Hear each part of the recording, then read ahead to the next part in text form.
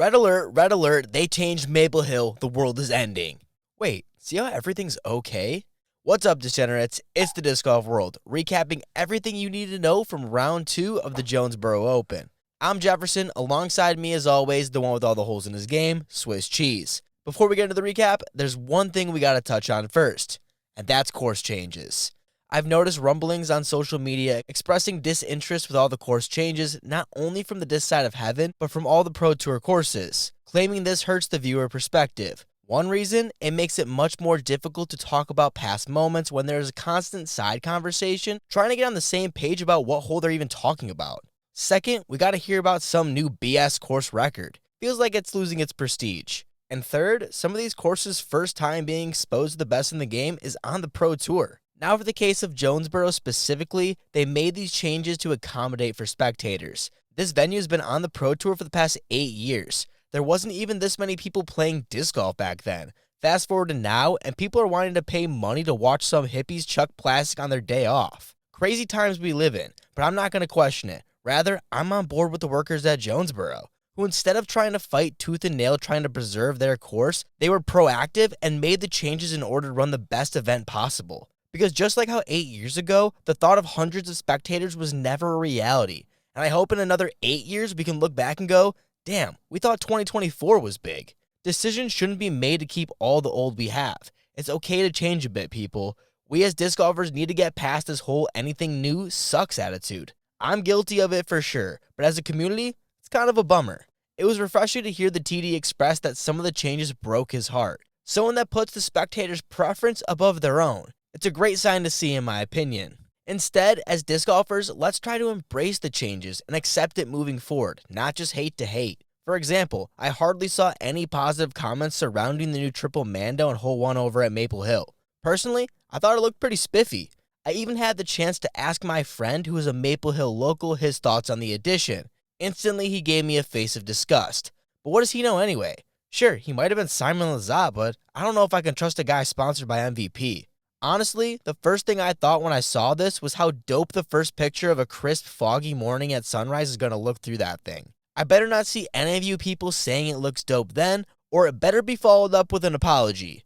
According to the course designer and board game enthusiast Steve Dodge, said the addition was made to repair the original line when the hole was first designed. Through years of playing, the limbs have cleared up, making the gap much bigger than it was intended. So instead of taking away from the Christmas spirit and moving a tree, it was easier and much cheaper to do this. I have yet to see it in person, so just like everyone else making comments, I don't know how it plays. Although my critiques without playing would be, just like someone who putts with wizards, it should be higher. The original line was all about hitting the mouth, and I don't think shots a bit too high should be punished worse than they already are. Because odds are, with that height, the skip is not going to be the friendliest with the tight OB. The only other critique I have is I wish it looked a bit more blended in. That might sound dumb, but there's something about courses that have amenities that look natural that I just love. I know it's just going to take time, but I have no patience, which is why I don't spectate Gannon anymore. But I know how cool it's going to end up looking, and I just want it to be there now. Going back to the first point of this conversation, I don't think we are anywhere near our courses being permanently etched into fans' brains. So as long as the course looks familiar enough, it's fine.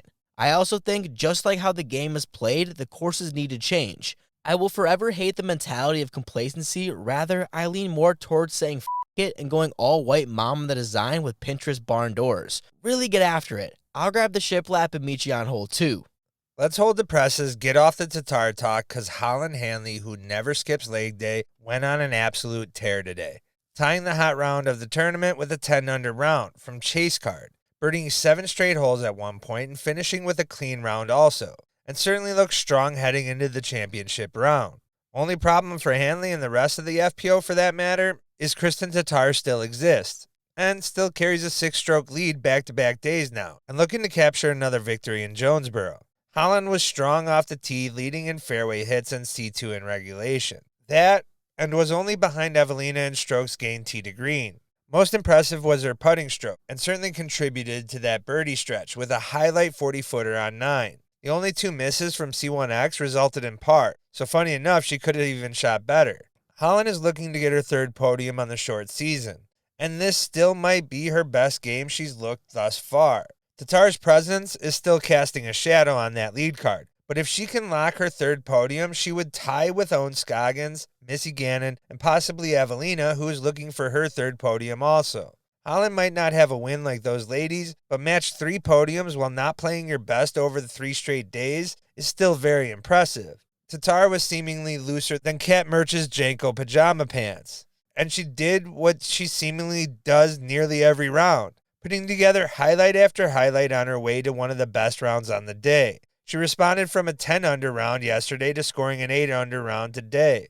Cleaned up her bogeys from yesterday, notching only 1 for the round, while also hitting 2 big C2 putts for birdie and an improvement on that percentage also. With the 6-stroke lead, the TD should be working on getting that trophy engraved because we don't want to have another chess.com moment. And even if Holland can match the hot round again tomorrow, Tatar's victory is still well in hand. Also shooting 8 under and having the largest climb up on the leaderboard was Silva Saarinen. Moved up 20 places and currently finds herself on chase card only 3 strokes back from those tied for 4th. Silva played a clean round on an unofficial 10.09 rated round. Since breaking out last year for Rookie of the Year, Silva has had a quiet start to the season, while she works on her new MVP lineup.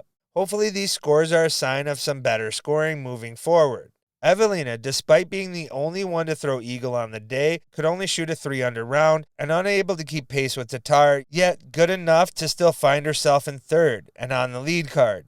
Evelina will need to clean up her OB strokes that cost her dearly on today's round if she wants to land on the podium and possibly push for a 2nd place. That, and unlike her day 1, she cannot afford to lose strokes against the field on the putting green, because with 3 competitors only 1 stroke behind her, and all of which who shot better than her today, things could get ugly. Emily Beach kind of looks like that office employee that always CCs a manager, but shot a clean 6-under round that quietly went a little unnoticed with some of the heroics from the leaders. The score was able to move her up onto lead card for a finale, and an opportunity to slide onto a podium. Emily didn't lead in a single stat, but played great golf all round, and has the ability to score an 8-under round or better if things go well. And with gusty conditions anticipated tomorrow, will need to be even stronger off the tee. Tied with Emily is Lucky Lorenzen and Heidi Laney on chase card as they look to possibly move their way to a higher position. Both will need better putting performances in worse wind conditions that certainly could make things more difficult. Beth at 69. I just told myself, you got to will this one in there. Whatever you have, just will it in there. This man is unbelievable. This is what athletes live for. This is the moment.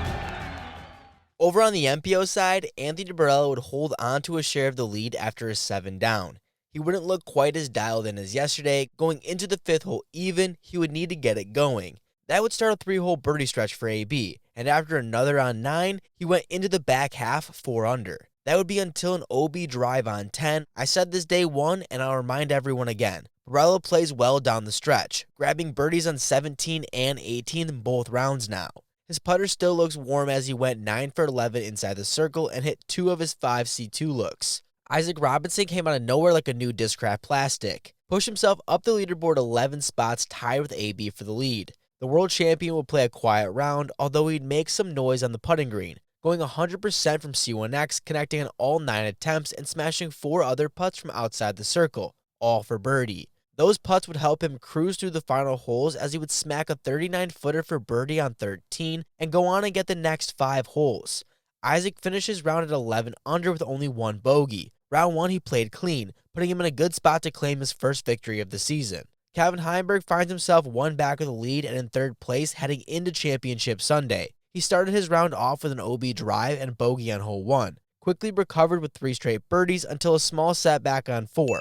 However, fixed that bogey with 2 immediate birdies. People want to keep pointing out these so-called perfect drives on 8 by Calvin, but if they roll away for not birdie, can we really call them perfect? I get there was some misfortune, but on the other hand, if you don't want the disc to roll, don't hit the koozie.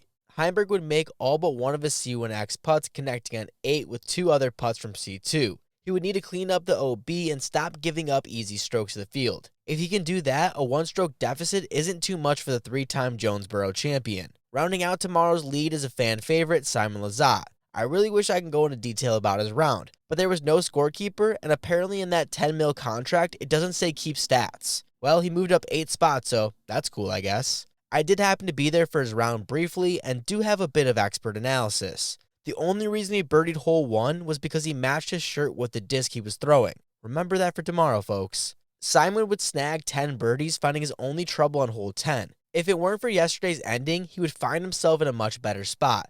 But 2 back at the lead is just like missionary. Still an alright position. Plus it means he'll actually have stats I can recap for tomorrow's video, which you should subscribe to not miss out on. You know how hard it is to do a breakdown of something without any data? Go watch an episode of Debate Night and you can find out.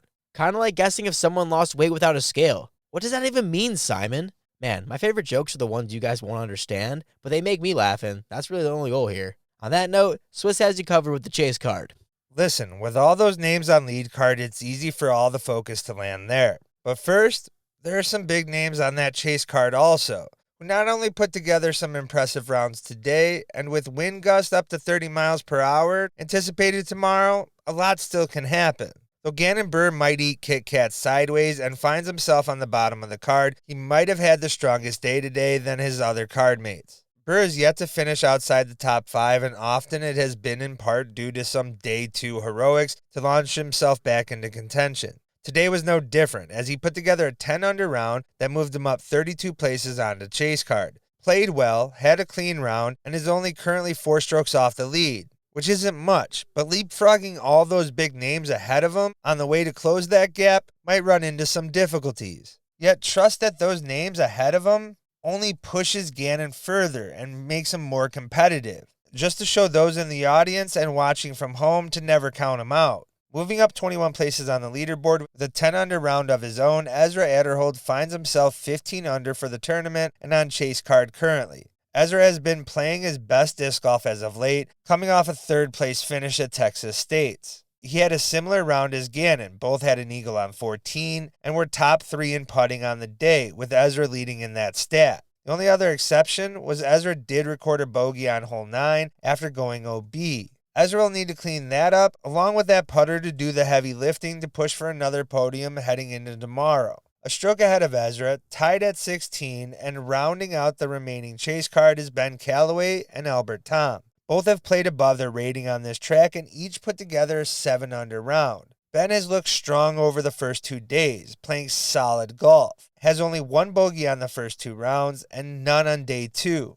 Ben took 2nd at Jonesboro last year and has hit double-digit unders here before. Is a name not necessarily on people's radar, but wasn't last year either when he took 2nd place. Albert finding success on one of the more open tracks is not too surprising. What might be, however, is how well he's putt during these 2 days. With the struggles Albert has had in the recent past, some might be expecting the ball to drop on the final round, while others are hoping that this tournament is more of a sign of better things to come and possibly even push for a top 5 finish, which would be his first at a DGPT event since 2022. And currently, he is on pace to beat his best finish last year, a 12th place finish at DDO.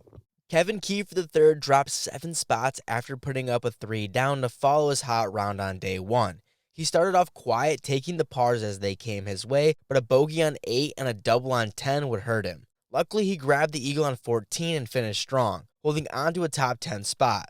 Currently, there is 10 players tied in 10th. First, last week's A-tier winner, Big Germ. He would go on a stretch of birdies from holes 3 to 7, and he would keep piling on from there, ending his round at 9 down, jumping up 31 spots. I guess that win did spark something in him. Matt Bell also found himself climbing the leaderboard, finishing the front 9 only 3 under. He found a few more opportunities to score on the back. He managed to get the eagle on 14, but missed a circle 1 putt on hole 15, and a bogey on 16 held him back. But when going 9 for 11 in C1X and nailing a couple from outside the circle, Matt is looking to secure his best finish of the year. Lastly, we have Gavin Babcock, who happened to be on a card with no scorekeeper, so I can't get into his round too much. Instead, check out this video of him refusing to hold his girlfriend's hand. Not sure why this made people applaud Gavin, but this is why outsiders call disc golfers incels. With that, here's some round 2 quick hitters. Stacey Roundsley makes her return to tour and says she is playing pain-free. Waden Sides gets the ace over the water on hole 15. Shout out to him for making the DGPT's camera budget worth it. Stacey watched Keith from the van, claiming they both get too nervous when she's there. Don't worry, Stacey. I wouldn't want to hold his bag either. Just kidding. I'll rock that all day. Wink, wink. Apparently, people like these caterpillars. Silas Schultz wanted to prove he could blow a bubble the size of his head. Someone better pay up.